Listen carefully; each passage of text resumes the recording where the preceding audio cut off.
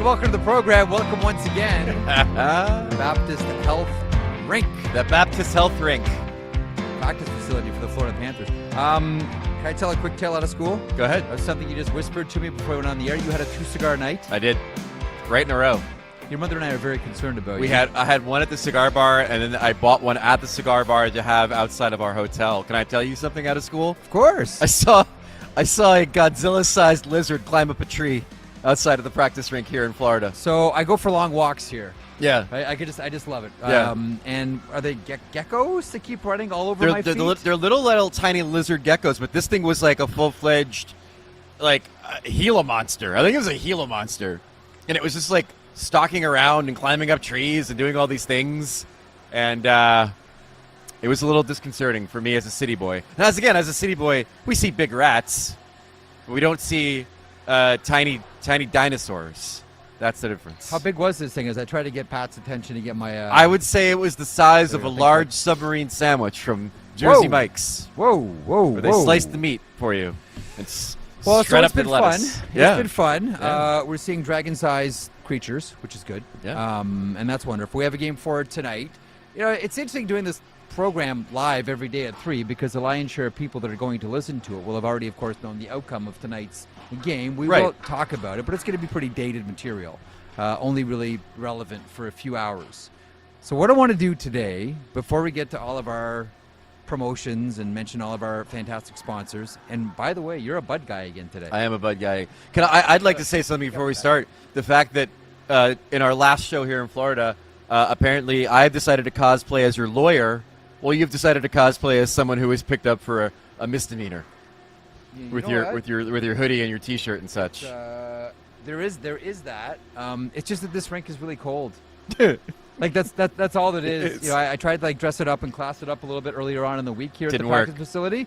It's chilly, man. Smack your ass and catch it when it pops out. It is not warm in here, and maybe that's why the ice is so good because it's nice and freezing in here. In the practice facility, it's good. It's fantastic. In the other rink, they've been complaining about it, but here it's good. Yeah, I mean, the ice seems good. I mean, it's really chilly here. I know the ice they're complaining about at Amaranth Bank Arena, but that rink's cold, man. I know. Like that, I guess. And listen, when people get into the facility, I know the temperature warms up a little bit. But walking into that rink yesterday, look, if you're somebody who thinks that the ice isn't good in the Stanley Cup Final, I've got bad news for you. It's always going to be bad. None of these teams pay a state income tax. They're all going to be good for a very long time. It is Dallas, Vegas, the 2 Florida teams, Nashville, in perpetuity. Yeah. The ice is never going to be good again. Can I mention something here real quickly about ice? What? As someone pointed out to me a while ago, and I'm always reminded about this, the ice in the NHL rinks will never be as good as the practice facilities. Every rink is multi-use. Yeah. And there's always the fight over the thermometer in the NHL, where the general manager and the coach and the players, they want the rink cold because they want the quality of ice really high. But the president of the team would like to keep their season ticket holders happy, thank you very much. And they don't want people wearing large coats and boots. They want to be comfortable while they spend as much money as possible. Mrs. Vanderbilt has spent $25,000 for these tickets, and she does not want to have to wear her fur to the game, sir. There's a fight over the thermometer and where the proper temperature should be. Yeah. The GM and the coach want one, the players want one, and then the president and the people that are concerned with people that, keep the lights on. In Florida, they should let the customer be right because, honestly, the more the ice is a Slurpee, the better it is for the Panthers considering who they're playing against. Don't you think? Yeah, you really want to slow down Edmonton, although that really wasn't a factor a couple How of do you feel about stadium and arena chicanery? One of my favorite things ever was at the Meadowlands at Giant Stadium.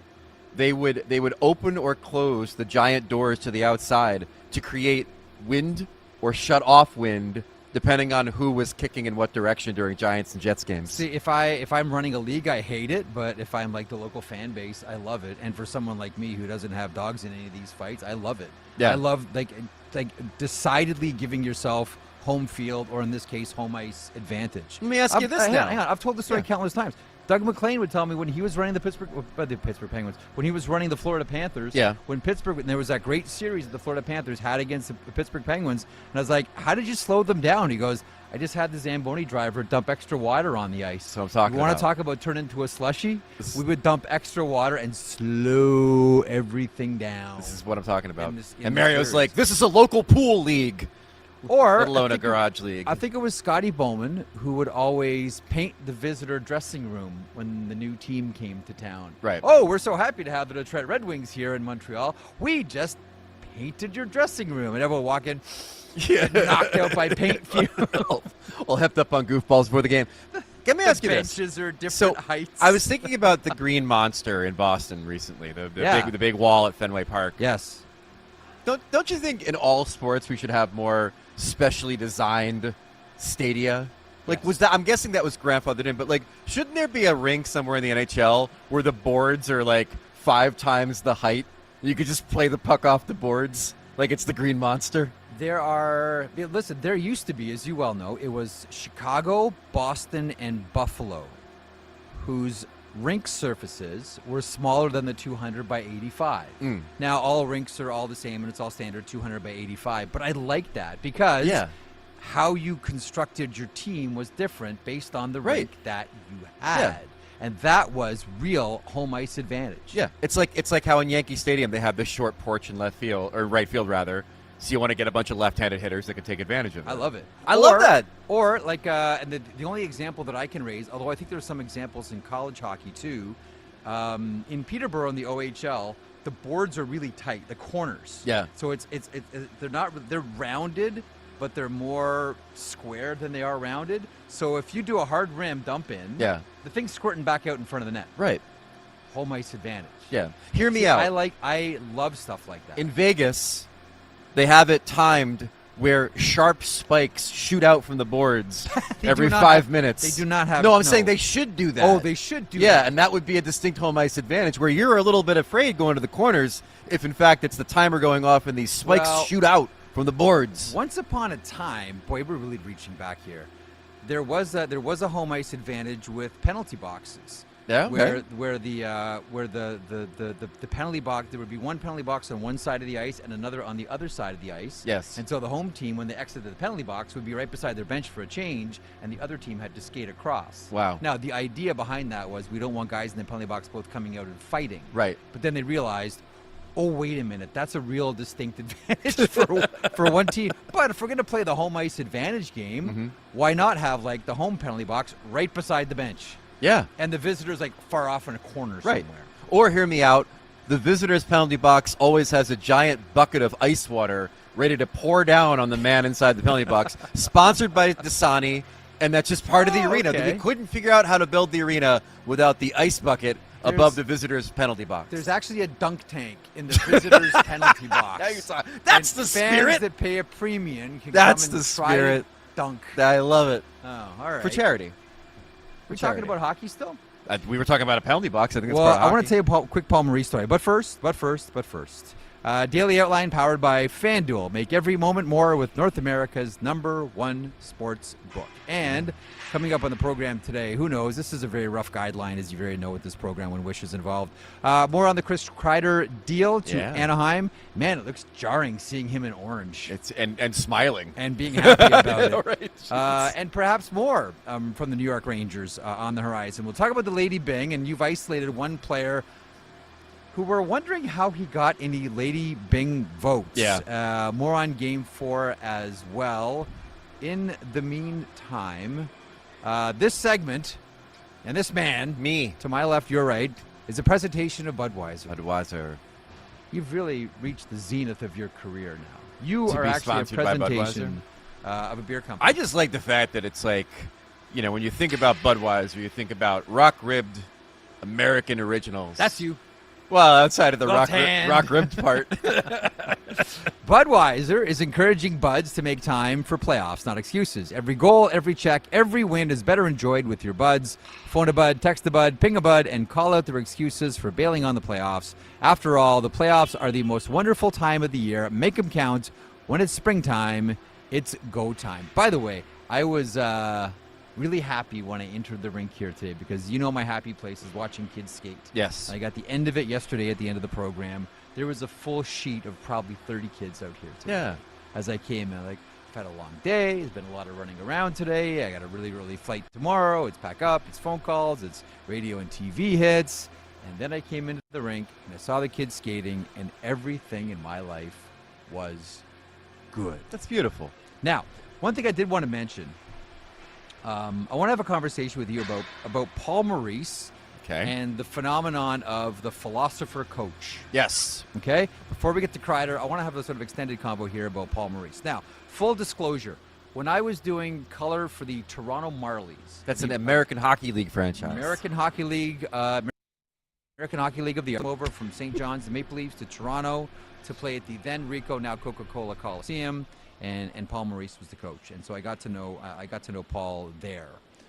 Didn't really know him in the OHL that well, but got to know him in the American League.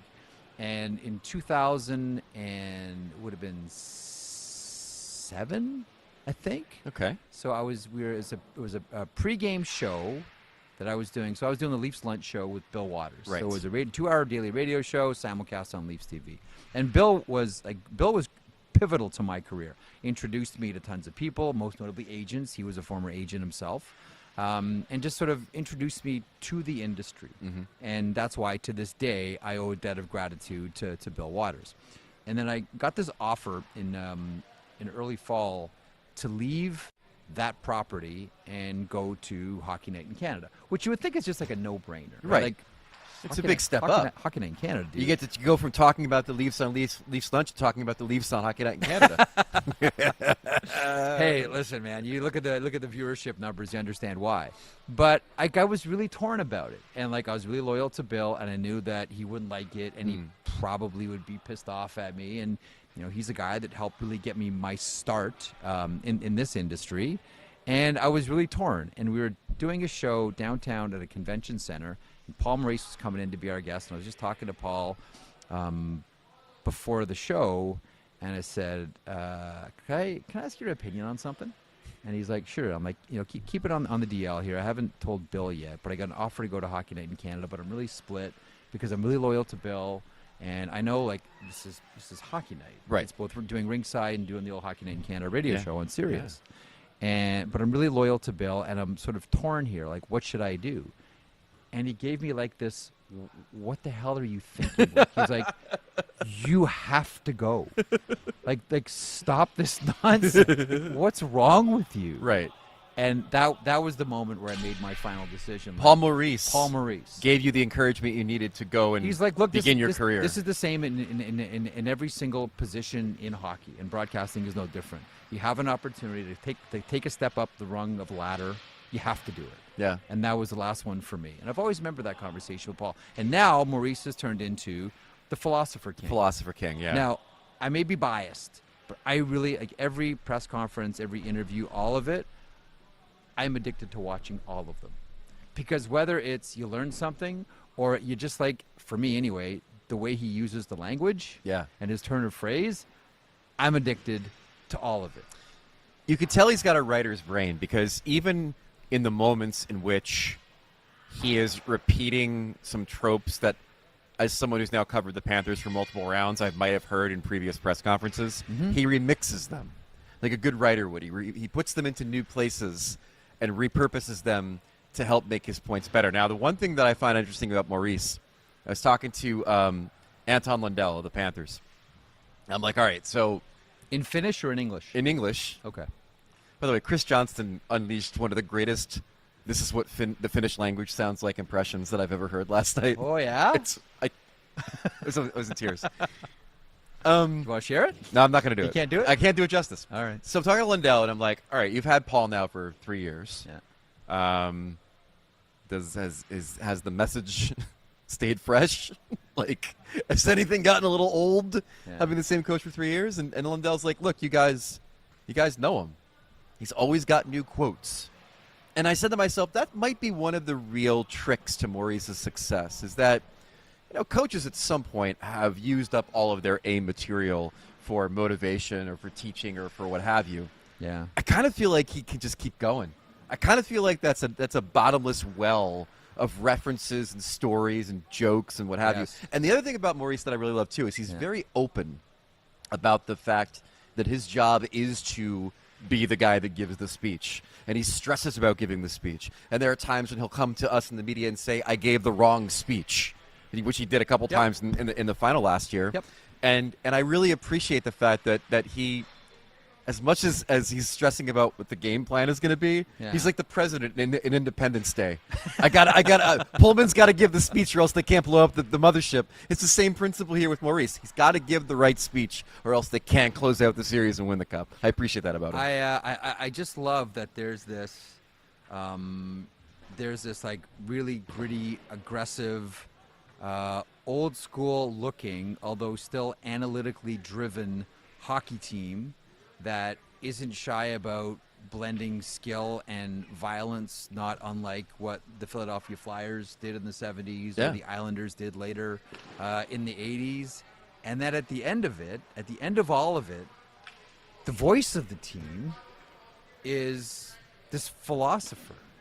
Yeah. Through all of it. Right. Like, here's a collection of, with all due respect, Matthew Tkachuk, it's a bunch of cavemen. Yeah. Right? Probably highly skilled cavemen. There's a bunch of cavemen out there that are kind of doing like cavemen things out there. And overseeing all of it is the philosopher king of the NHL, Paul Maurice. Now, I understand the idea of dressing up the same message over and over again in different words. I was saying this to someone last night out at dinner. My entire career, I started in 1995. My entire career, and I'll do it again here today, I've only asked one question. I have one question that I always ask, but I just ask it in different ways. And you know what that question is? What's that? How does this work? Yeah. That's it. I've honestly, I've asked no other question other than that one. Right. And I leave every show going, again, I just asked one question. It's dressed up in different ways. It's dressed up in different ways for different people, but essentially it's the same question. How does this work? I do want to just give a little bit of a shout out to the people that hear you say what you say about Paul Maurice as the philosopher king overseeing the Warriors and just think he's full of shit. There are some people, like, because you know why? Now that he's been, you hang around long enough, it's the old David Lee Roth line, you stick your head up above a crowd, eventually someone's going to throw a rock. But, like, I put on Twitter the other day that Paul told us that he goes back, whoever wins the cup every year, he goes back and watches every single game of that team's run to the championship to understand how they did it. And I think that's fabulous, and I think that the more you learn about the success of others, you can become more successful. But I noticed that there was a little bit of a turn in the reaction to that story of like people just being like, this man is so far up his own ass that he's going to need to hire a group of Sherpas to rescue him from the crevice. And I appreciate that too. I think there is a certain amount of, and I think it's to his credit, there's a certain amount of media showmanship to Paul where if you hit him with a question, you can rely on the fact it's not going to be a one-word answer. You can rely on the fact that no matter what you throw at you, he will mold and shape it into a philosophical response. And the thing that makes him great to speak to the haters is that there are coaches that do that. Damn, Bilesma. And people leave the room being like, this guy just needs to be the smartest guy in the room at all times. I don't like him. When Maurice does it, it's a different vibe. It's like, well, that's a very thoughtful man. But he's trying to give you a good answer. Yeah. And you know the one thing that Maurice is But I don't think he comes off as a dick for doing that either. I think people think he comes off as a dick, but I don't think he does. No, because there's enough self-depreciation in what he says. That's a good point, too. There's a lot of self-deprecation in that. Like, he really... Deprecation, there you go. Sorry, Yeah. I used the wrong phrase. Bad broadcaster. Self-depreciation is what we're seeing from John Klingberg this series. The asset is depreciating. It's too bad because we were seeing like the same Klingberg, especially in that Vegas series. Yeah. You know, it's like really clean, hard passes out. He's walking the line again. He's getting shots through. The stride is back. Yeah. Did this guy really have double hip surgery? Did he go to Lourdes to bathe in holy water and come back healthy? Like, oh, it's a different John Klingberg. Yeah. And then he met the Florida Panthers. The only thing that, I mean, it's not good when the highlight of your game is holding Matthew Tkachuk's arm so someone can punch him. Which I guess in some ways is virtuous, but in other ways isn't what you're being paid to do. Jake Walman definitely appreciated it. Anyway, for Maurice, you were saying deprecation. No, but that too. But you know what? The other thing that he's really mastered is silence. You know, in a lot of press, I always say this to young broadcasters. Once you make silence your friend, then you can really begin to do this job. Draws you in. It draws you in and allows your points to hit. And what Paul does is he pauses better than anybody and really does draw you in. And I'm doing this right now for effect to show you how silence can be your friend. And that's what Paul does. He does. He does it really well. Like he's a great orator. Like there's been some great coaches before that have, like Fred Shero was always the best with the quotes. You know, take the shortest route to the puck and arrive in ill humor. You can see Paul Maurice saying that about the Florida Panthers. So let me get your. We'll get to the game. Today, we'll walk together forever. That's another great. We'll get to the game in a second, but I am curious. Like, I was reminiscing with some people about him being when he was hired, and none of us were really blown away. None of us were like, "Oh, that's the key to unlock what the Panthers' potential." Like, I don't think any of us are really like, "Wow, that's the guy." So, what was it about this fit? Right guy at the time when the talent level exponentially increased? What is it about him and this team that's given him the greatest success of his career, along with the greatest success of the Panthers franchise's history? I'll be honest with you. It's something that we don't like to talk about. Oh. It's something that we never really talk about. Yeah. And I've thought about this a lot. Yes. Is it Scientology? Oh, no. It's probably Scientology. It was Scientology the whole Tom time. Cruise and Scientology. As a matter of fact. He measured the Thetan count of Matthew Tkachuk. And no, what is it? It's a horrible answer. It's especially a horrible sports talk radio answer. And it's luck. The one thing we don't ever like to talk about is luck. So luck in the context of what here? This position became available, and we didn't know that this coach was going to resonate with this group of people until we actually brought him here. Why does it work here where it didn't, although he got to the final before, work with Carolina or Toronto or Winnipeg? Why? Yeah. You just don't know until you try it. It's a spirit of, we think this guy will resonate with this team. It makes a lot of sense. He interviewed well. But do you ever really know when a coach is going to, quote unquote, work with the team? Yeah. No, you don't. Yeah. Like the coach, it's so, because you're dealing with so many different personalities, and the coach himself has a personality, especially someone that's bringing with him years of experience. Years, like Hartford Whaler years of experience. Like OHL experience. Yeah. But like, you're right. And like youngest coach and all those types of things. I'll put it this way. I remember talking to Paul when he was coaching the Marlies, and I said, what was your welcome to the NHL moment? What's the one thing that you remember where you said, like, oh man, I'm in the NHL? And he said it was his first practice, blew the whistle, guys gathered around. He said, all right, 2 hard laps, and blew the whistle again.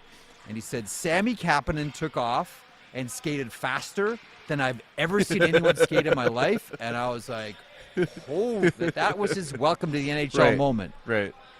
He's coaching against Sammy Kapanen's son. I know. In the Stanley Cup Final. Yeah. So that's like the history that Paul Maurice brings to this position. Dude, I'm telling you, it's luck. Yeah.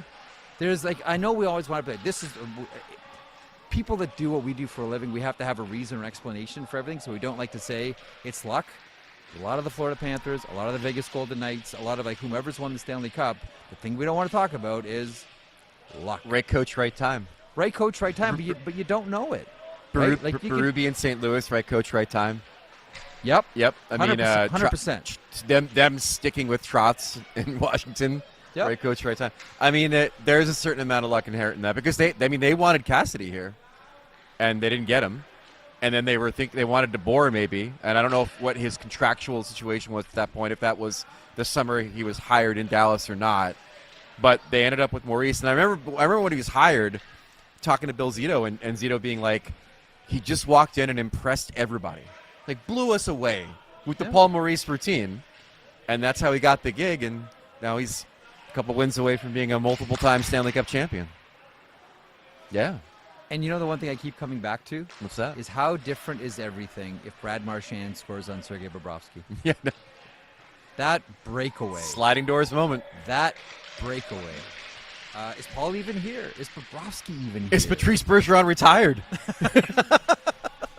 It's another great question. Okay. Quick couple of thoughts here on Game 4, because not a lot of this is going to stand other than the next couple of hours for whoever listens to it. Some lineup changes. I don't know why I'm irrationally happy about this, but Jeff Skinner's playing tonight. Yay! Jeff Skinner's in. Victor Arvidsson's out. I don't understand the Arvidsson move. I don't know what. I mean, I think he's better than Skinner. He's contributed. He scored a goal in Game 1. I mean, I feel like that's probably a change for change's sake. The Stetcher-Klingberg thing's obvious. Yeah. This one's a little bit weirder for me. I don't know. I don't quite get the logic there. Or is it an indication that they're putting more of the accent on skill? I guess.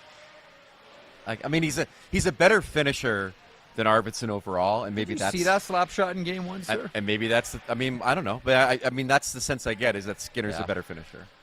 Now, the other Skinner is the more interesting one. Is the fact that they stuck with Stu, and I want to note this about Stuart Skinner, Mr. Game 4. That's right. We'll see whether or not that label still sticks by the time you listen to this. He was for two things about Skinner.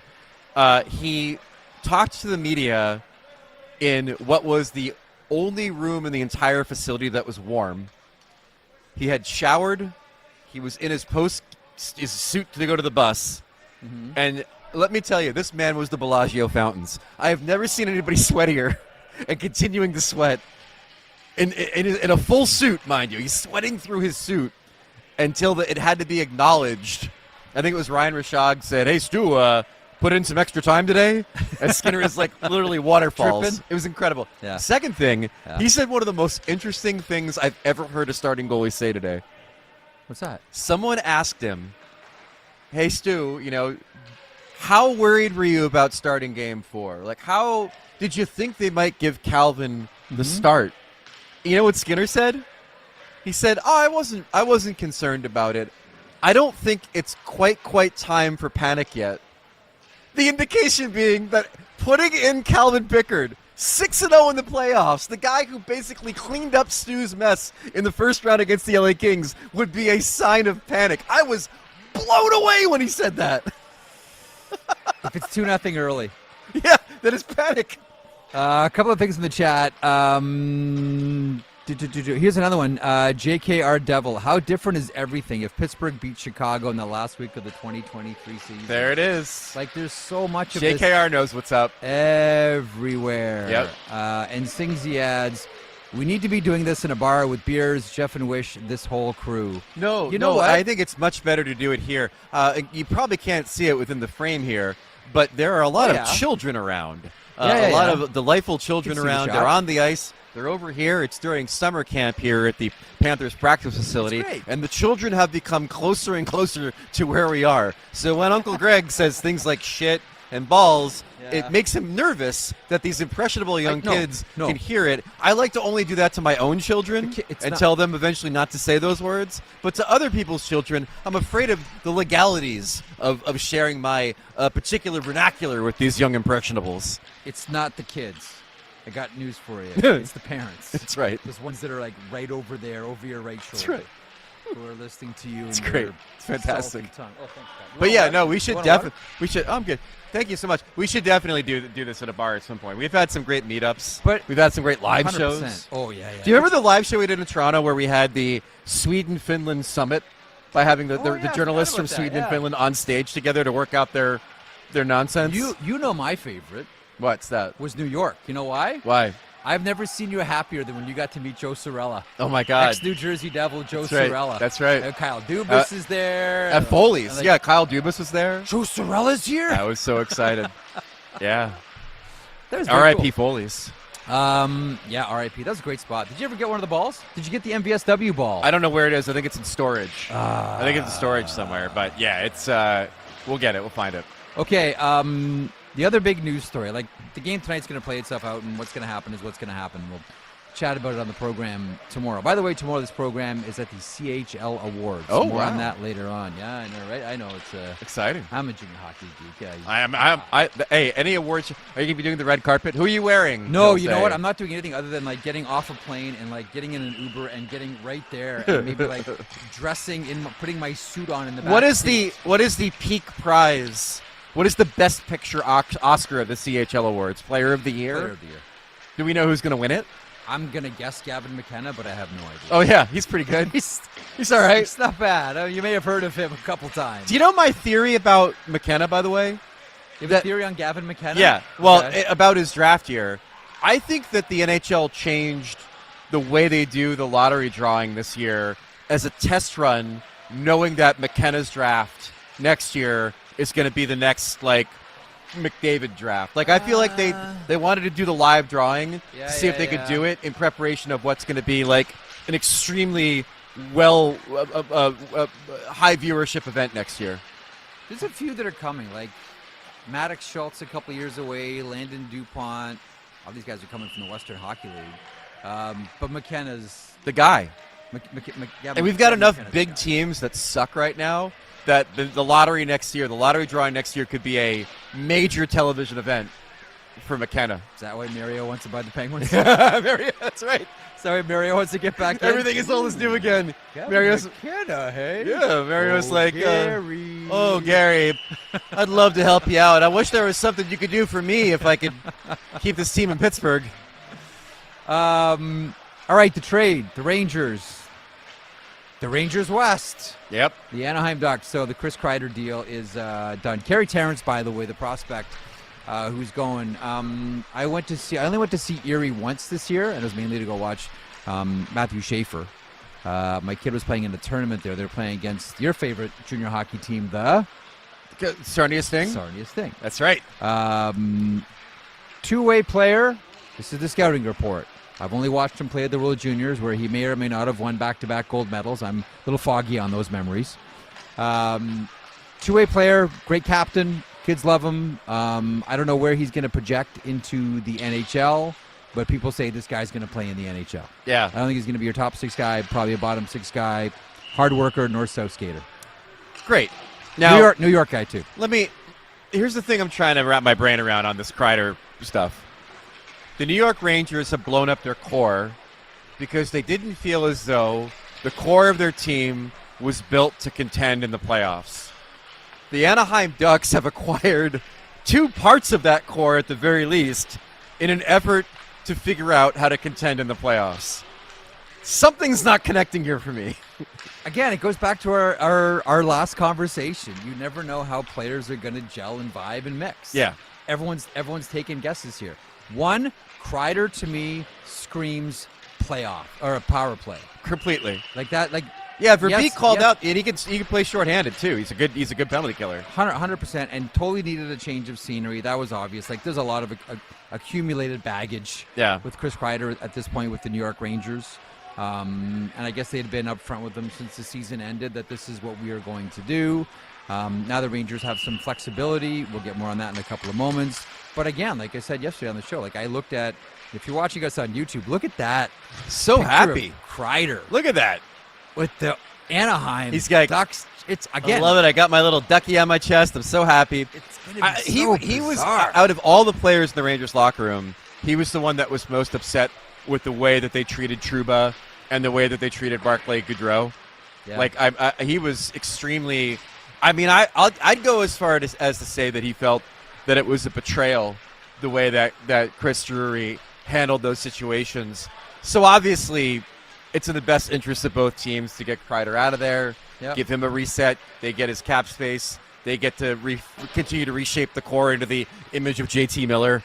And, for the Ducks, we talked about it yesterday. Like, I'm intrigued to see where the dominoes fall in their lineup with Kreider now on left wing. Mm-hmm. But that's a place that needed left wing is stacked. Yeah, they needed some other adults in the room, and I don't hate it. I don't hate it at all for them.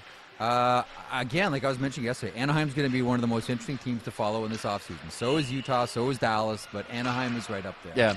Now, I had a source tell me when the Kreider trade went down that part of the reason the Rangers wanted the financial flexibility was for potential offer sheets. Yes. And I think I misinterpreted what that meant. I thought that meant they were going to go on offense, but I'm not sure if they have the picks to do so. Mm-hmm. I think it's more about if you're coming for Will Cooley or coming for K'Andre Miller, we'll be ready now. We have the space to handle that. The question now becomes, because no one thinks for a second that Chris Drury is done with the Rangers. Right. K'Andre Miller. They're trading him. Alexis Lafreniere. I think he stays. Based on just that I'm not convinced that he is as tradable an asset as people believe he is. So do you think that with that contract, I think they might be stuck with him for a little bit. There becomes a certain Colby Cohen always makes this point on Morning Cup of Hockey, and I think he's right about it.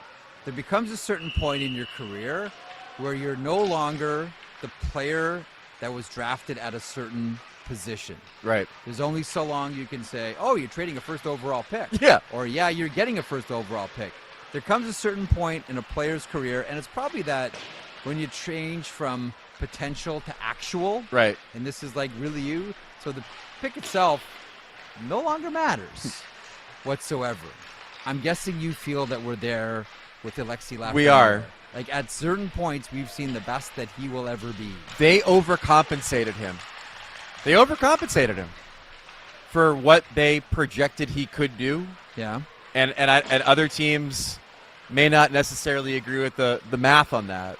By the way, your draft position does matter when you score 14 goals in the playoffs, and everyone's like, and people forget Sam Bennett was the 4th overall pick. You know what I mean? Like all of a sudden it's like, oh my God, remember the skill inherent in this player? Guy's never hit 30 goals in the regular season, but look what he's done. That's skill befitting of the 4th overall pick. It was just a matter of time. It was just a matter of time. It didn't matter that he couldn't do a chin-up at Combine. 4th overall pick. I completely forgot that was Bennett. I wrote about Bennett this week, about his time in Calgary and all of it, and I had memory hold the fact that he was the guy that A, couldn't do a chin-up, and then did a TV spot with either Sportsnet or TSN where he did like 4 of them to show that he could do them. But like the idea that the ultimate playoff warrior, the big bushy beard bastard who's knocking out goalies and scoring goals and is probably going to win the Conn Smythe was the guy who couldn't do a pull-up at the scouting combine. I cannot believe we've come this far with Sam Bennett. You know, I was having when I was at the Combine, having a long conversation with someone talking about what the sweet spot is for players of that age, like the draft-eligible guys. Yeah. How many games should they actually play versus how much gym time should they have? Like, college kids get a ton of gym time. Right. Like, a ton. And they're physically stronger, and they go and they mash the Combine because of it. Where junior kids in the CHL, 68 games. Interesting. And a lot of Why time, is that? A lot of time on the bus, because the philosophy in the CHL has always been try as much as you can to replicate an NHL season. Yeah. Then this hasn't changed in years. Now, perhaps with the realities of the new relationship with Division I schools and players' ability to go from CHL to college, that may change. But there is I'll tell you, a lot of conversations that I had in Buffalo last week revolved around the idea that not only like 2 things. 1, there may be too many games a year in the CHL. Okay. And 2, not enough college games. Okay. That college needs to come up a bit. Yeah. And CHL needs to come down. And I wonder how you get more games in college. Christmas break's too long. Tournaments and such. Christmas break is too long. Yeah. It's funny. Just book games. You go down a level into like high school basketball, let's say. The holiday break is populated by tournaments. Like the athletes are still on the clock during the holiday break when you go down a level, so it makes sense that maybe you put together a little Christmas tournament of some sort in the NCAA. It is interesting though, because like kids don't get it, especially kids that go deep in their playoffs or in their Memorial Cup. Like a lot of the guys, like I remember that year that the London Knights, that was the Mitch Marner, Dvorak, Kachuk, Oli Olevi, like that year. Mm-hmm. Those guys at the Combine, they didn't work out. I'm not gonna do any of it. I'm gonna be honest with you. Like, I think this is all very salient, and you obviously learned it at the Combine. But my Canadian exceptionalism alarm is going off a little bit on the CHL kids know how to hockey because they play more. And no, I'm not saying no. Are gym rat meatheads who don't know how to hockey? No. What the feeling is now is they play too many games in the CHL, and it actually hurts them. Wow. That you should spend at that age, you should spend more time in the gym less time playing games, and less time on long bus trips. You know where they should spend the most time? Where? In the classroom, ladies and gentlemen. In the classroom. Learning about the world through science and math. Don't you think so? In a perfect world, yes. Right. They should. Right. But in hockey, do that. They will not. Ever. So you don't think I don't think anyone thinks the Rangers are done here? Somehow ended up they're not done at hockey all. for the New York Rangers. No one thinks the New York Rangers are done. Now, the question I have, though, Marek, yes. Are they done? Are they done for this year with an eye towards next year? Because here's the thing about the Rangers, right? Like, they've got a lot of effing work to do. Okay? Mm-hmm. Their back end, if they trade K'Andre Miller and don't get a defenseman commensurate back for him, is atrocious. They have nobody to play with Fox if they trade Miller. So I think this is a multi-year, multi-step process to get this team where it wants to go. And so when we see things like Kreider's cap space open up, I'm not convinced it's in service of doing some. It's not in service necessarily of signing Nick Ehlers, let's say. Yeah. The problem is, and you see this with all the big markets, sometimes the right thing to do is not spend all of your money. Yeah. Because you're just but the pressures of being New York, Toronto, those are the two biggies, and not using all of your cap space, your fans turn around, look at their ticket price, and also say, like, what are we, the Buffalo Sabres? Yeah. 10 million under every year? Well, but sometimes it's the right thing to do. The unspoken part about this, and I'll speak it, as of right now, we don't know if the Rangers have to keep their powder dry for a max contract in 2 summers. Jack Eichel? Or C. McD? But Eichel's... But that can't be a plan. Yes, it can. How do you can't put yourself in a financial bind if Connor McDavid's potentially available. You've got to be ready for it. But that's the key. Potentially. Yeah. So you're going to scotch this season based on McDavid and Eichel might be available in a year. I'm saying you scotch the season because I don't think they're going to be all that good. Give the kids a chance to play. Start to incrementally turn the ship towards where you want to go. Mm-hmm. If they go all in and do a bunch of dumbass contracts with this cap not space, the summer. It's not that's a good point. It's not the summer in search to do that. of something that's not there. Like that's malfeasance. They got to be patient with this, and the patience is knowing that 2 of the biggest star centers, including the best one we've had since Mario, could be available next summer. You gotta be prepared for that, and I think that's part of their math. What's the reaction if the Rangers don't spend to the cap? What's the reaction in New York? It depends on what they tell Larry.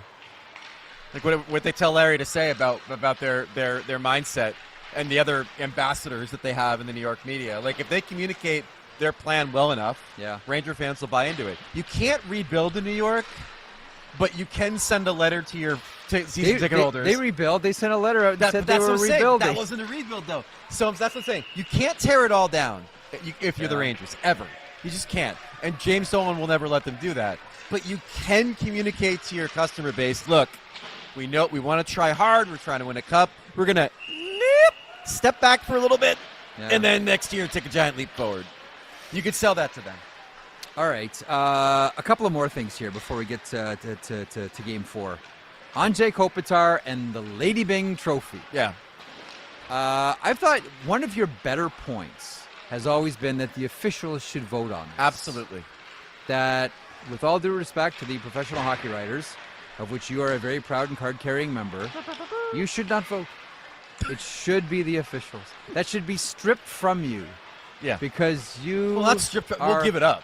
What's that? We'll just give it up. Like the Professional Hockey Writers Association has turned the Lady Byng voting into who has the most points and the fewest penalty minutes. No. We don't know how to assess gentlemanly play on the ice.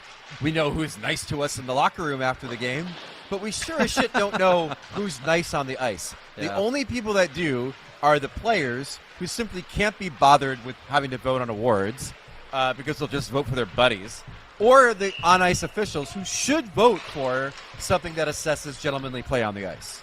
If I were PHWA president, which I won't be, I would give up the Lady Byng voting immediately because we are uniquely Can you do that? unqualified.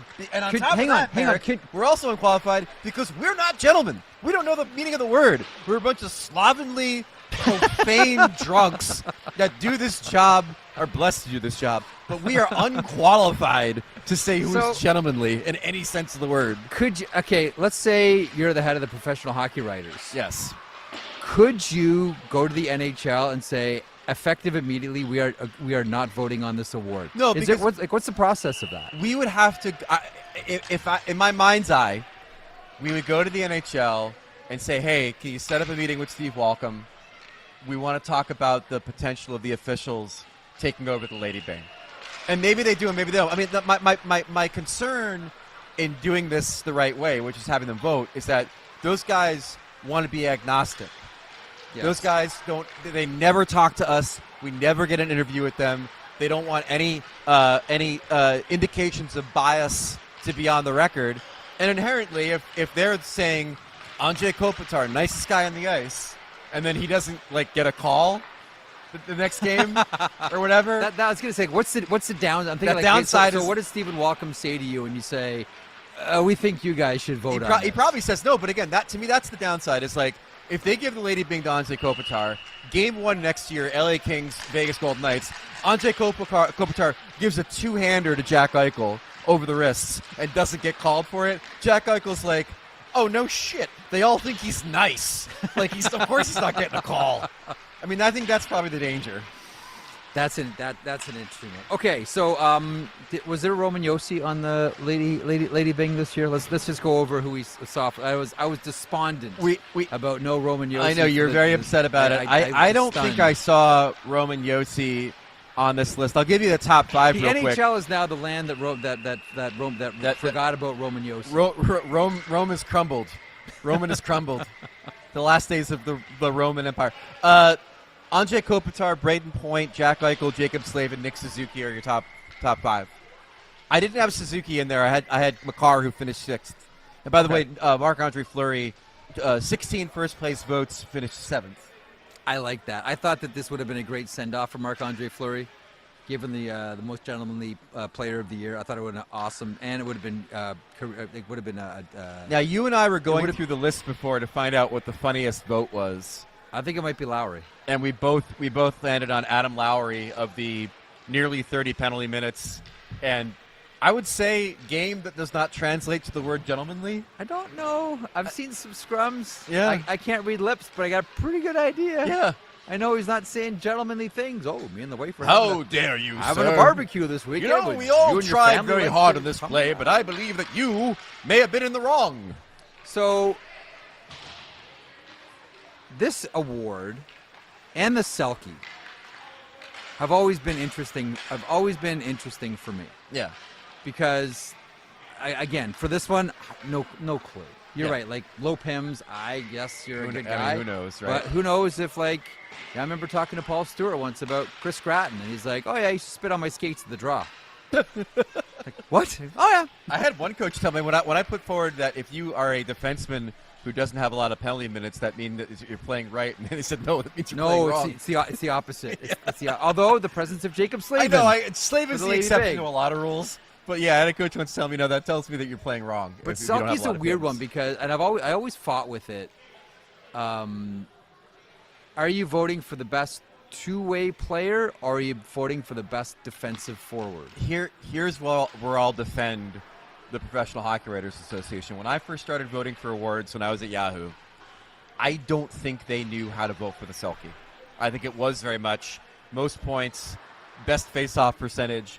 Put them together. You got my peanut butter and your jelly, and you got your Selke winner. A lot of takeaways. Yeah. I think the voters have become a lot more educated about what good defense actually looks like. Mm-hmm. I think the emergence of sites like Natural Stat Trick and Evolving Hockey have given us a lot of information on how to better evaluate defensive play by forwards. Mm-hmm. And I think that for the most part, even if it's still a little reputation-y for my liking, I think that the voters get the Selke right. Should offense factor in whatsoever? Yes. When you're arguing for a defensive, absolutely. And is the logic behind that that the best way to defend is to not have the puck in your own zone. Yes. Okay. If you have a ton of 5-on-5 points, that tells me that, it's not all in, maybe some of it's in transition, which speaks to how good you are defensively. Yeah. I think we've seen that with the Panthers in this series where, as the coaches were saying early in the series, it's actually been a pretty good defensive series outside of Game 3. Yeah. Because, a lot of the offense they were creating was if you get 3 breakaways in Game 2 for the Panthers, that's transition. That's good defense leading to offense. Yeah. So I do think that the points part of it can be part of the argument for best defensive forward because it shows you, A, you're not in your own zone, and B, a lot of that offense does come from transition. And so it should be the default setting, but it should definitely factor into it. Okay, a couple of things here. JT Miller in the chat, if that is indeed you, JT. What? Jeff needs more stickers on his laptop. Are you like me? If your daughter puts anything on anything that you own, you can't take it off? I have a salt shaker and a cucumber. My oldest daughter, when she was a little kid, gave me an action figure where I don't know what line it's from. It was somewhere randomly in my parents' house, and she gave it to me to take on the road, and it's been in my suitcase for about 13 years. I don't know where it came from, but here it is.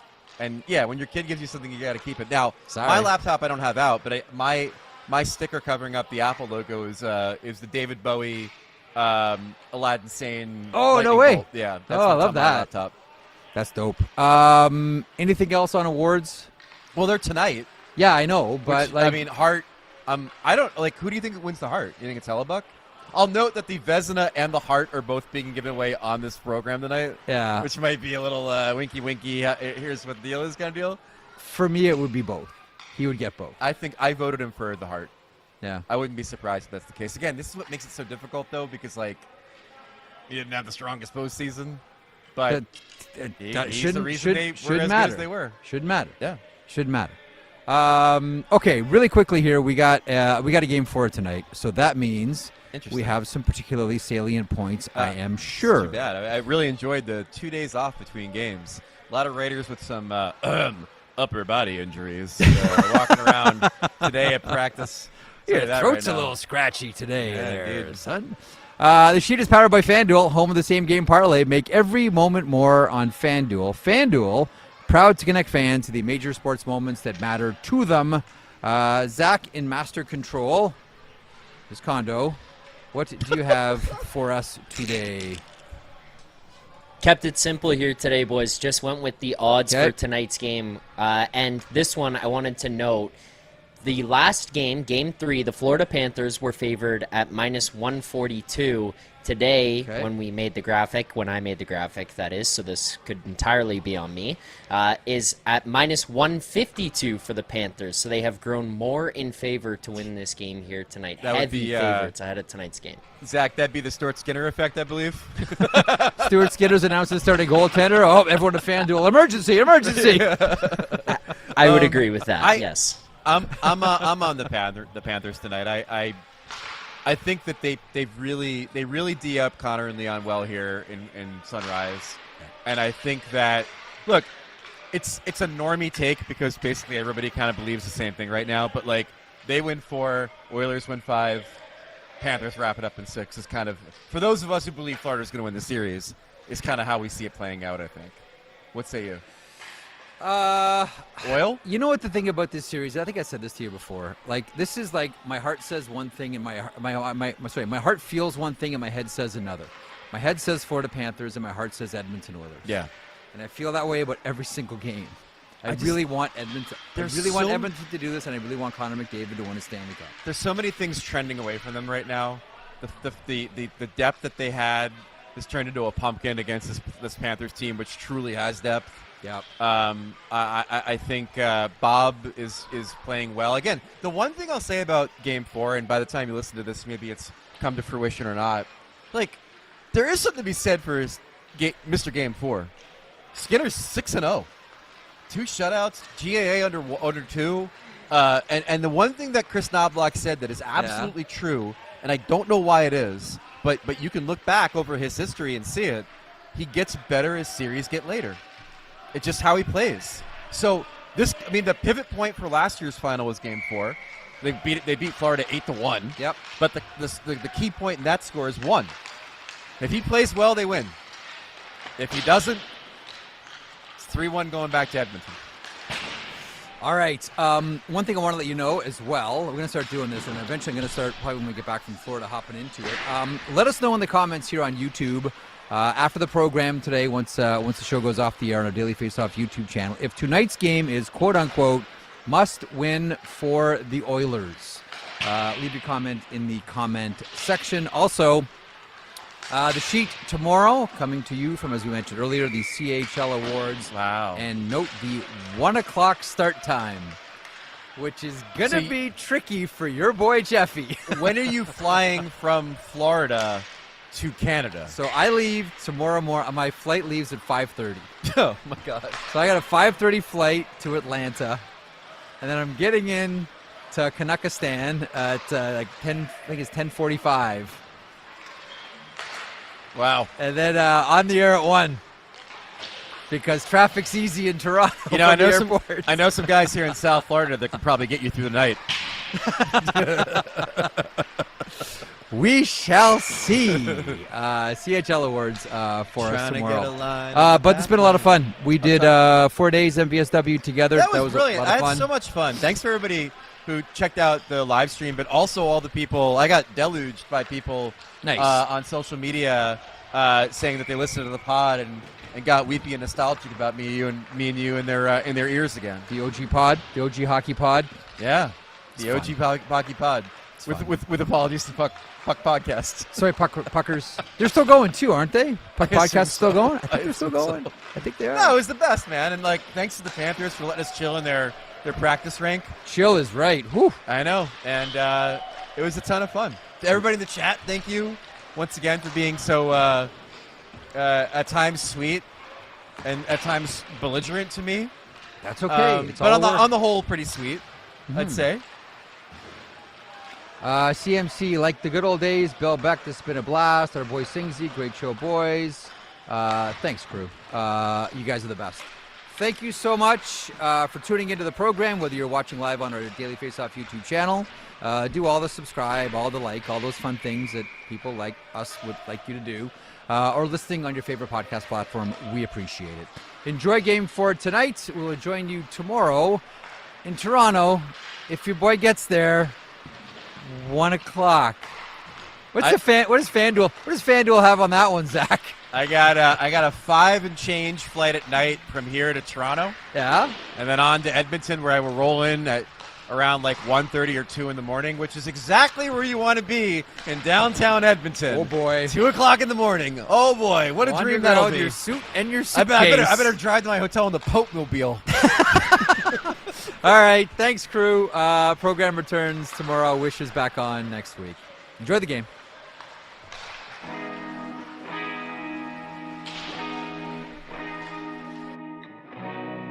If you enjoyed that video, and we certainly hope that you do, please hit the subscribe button right there here at Daily Faceoff. I will put this lineup up against any hockey lineup anywhere. It all gets underway at 9 o'clock Eastern with Morning Cup of Hockey. That is Johnny Lazarus. That is Colby Cohen. Then at noon, it's DFO Live. And then 3 o'clock Eastern, The Sheet. Get caught up on every